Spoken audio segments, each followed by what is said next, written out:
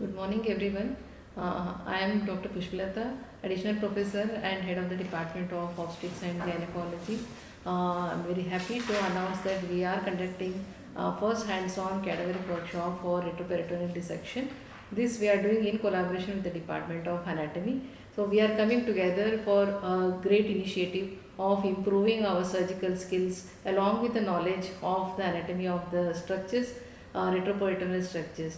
So the aim of this workshop is to impart the surgical skills to our gynecologists who are expected to improve their surgical skills with more confidence and also ensuring the surgical safety. So this we are able to conduct with the able leadership and directions of our Executive Director Dr. Ajay Singh, who is been a pillar of support to all the departments in our institute, who is pushing us to do big and come out with also the impossibles which were their dream in all of us.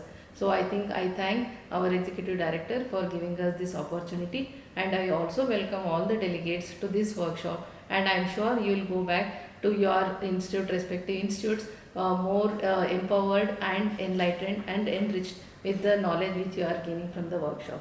Thanks a lot for all of you for coming here, and I once again thank our director sir for giving us this opportunity.